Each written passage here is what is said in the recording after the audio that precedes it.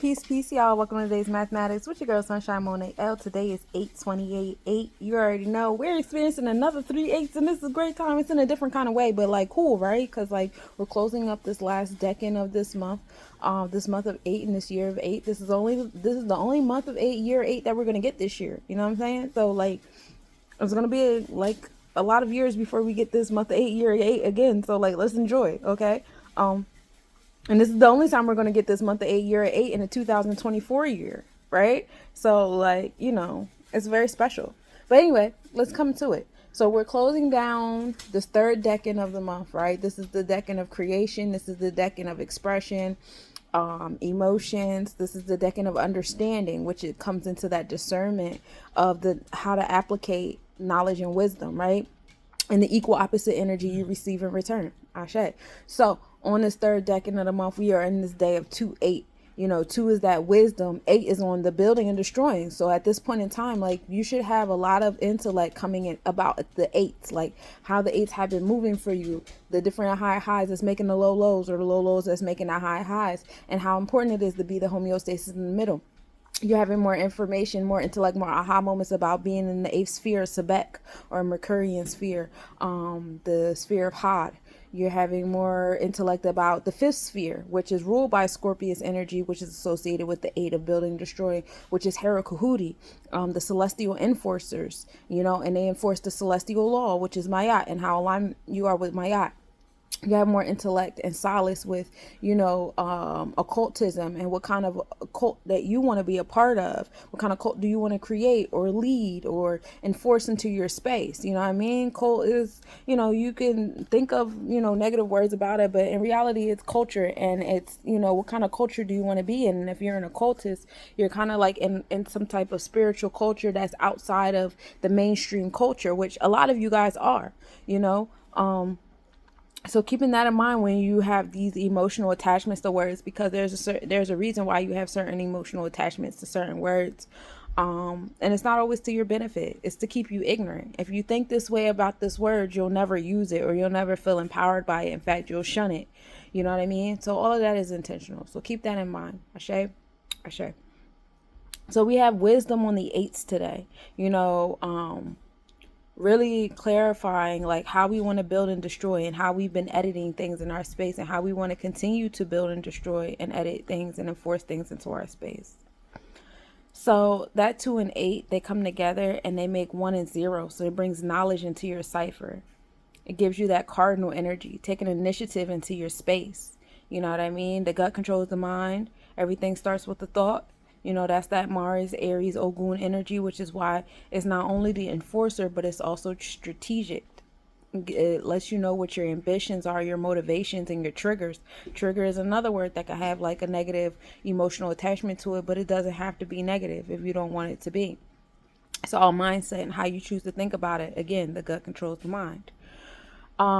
So we take that knowledge in your cipher, of course, it's knowledge, and we're going to put it into that month of 8. Now we're building and destroying on what you take initiative towards. You know what I mean? Don't be afraid to edit your work. Don't be afraid of redirection. Don't be upset about it. It doesn't mean that you failed. It doesn't mean any of those things. It means that you're trying these things. You're enforcing these things in your space. And this is what comes out of it. This is what's coming from it. You know what I'm saying? So, keep moving in that light of building and destroying, or transformations is not a complete like board erasure. You know what I'm saying? You didn't, you don't have to completely get rid of it. You didn't fail. You don't suck. Like, it's not the end of the world. It's time for renewal. And renewal, when you look at nature, renewal happens every day. Renewal happens every hour. Renewal happens every 21 days, every 7 days, every year, every month, every 3 months, every season. You know what I mean? There's like constant like cycles of renewal happening around us all the time. So to think that your life and your life's choices and stuff like that don't experience the same renewal, work on that disconnection from nature, because that's a heavy disconnect that you have going on. That mindset on stability and everything's supposed to be the same forever, that's not feasible. You know what I'm saying? And I know we love the word stability and keeping things stable and all those things, but maybe your definition of stability is a little off too. We can be stable in cycles. You know what I'm saying? That is a thing. So maybe that might be something you need to build and destroy on. I don't know who needed to hear that. So that 1 and 8, we're gonna, transmute or provide transformations and renewal to this knowledge that we now have. And that brings us to 9. What are you giving birth to that? What are you giving birth to now that you've built and destroyed, and you've had trial and error with, and trial and triumph with your intellect, with your knowledge, with your wisdom on the 8s, on what you enforce in your space and stuff like that. Like, what do we do now? What are we giving life to? 9 is the number of utopias. The energy of the oracle and the sage is wisdom. This is the sacral chakra energy. This is joy and creativity. This is Jupiter is the 9. Sagittarius rules over the 9th house. You know what I'm saying? So, we come to this 9. We're in this number of being born. What are we giving birth to?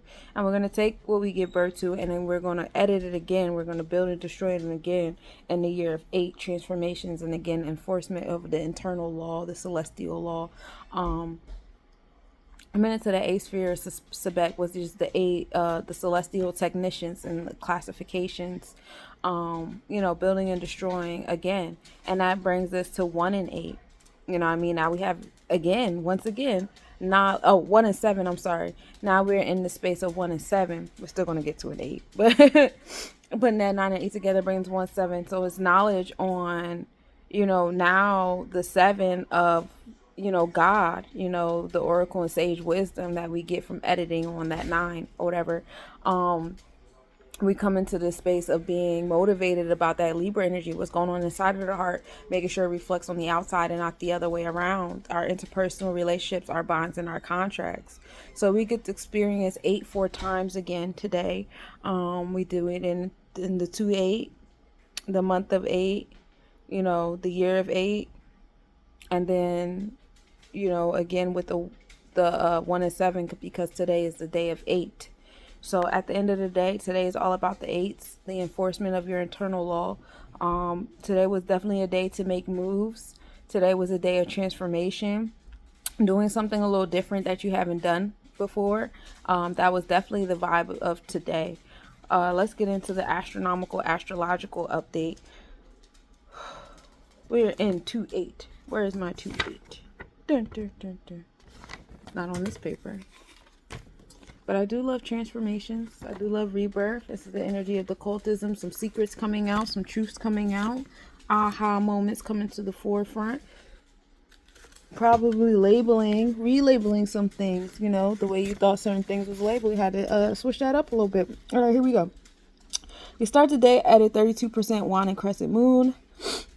Moon rising at 12:27 a.m. and setting at 4:47 p.m. We're in Gemini, so we're in the community, in our mindset, communication, as well as sidereal. The constellation is Taurus, so we're still in the happenings of our heart chakra. We're in the first house, so it's the community that's feeling your appearance, your overall aura, and things of that nature. Sunrise at 6:24 a.m. and setting at 7:36 p.m. The moon and Mars are at minimal angle at 8:04 p.m. The moon is 4.4 degrees north. Conjunction at 8:19 p.m. The moon is 4.4 degrees north, and observe at 1:14 a.m. with a 5.8 degree northeast separation. So you have the moon and the Mars hanging out around the Gemini Taurus cusp area. So you have your intuition on that Mars energy, on that space of enforcement, the gut that's controlling the mind. The moon and Teja posterior in conjunction at 3:26 p.m. The moon is 5.4 degrees north. That's one of our Gemini stars. Max north declination of the moon during the current lunar cycle happened this morning at 6:53 a.m. The Alpha Argus began. Max activity is on September 1st at 6 an hour.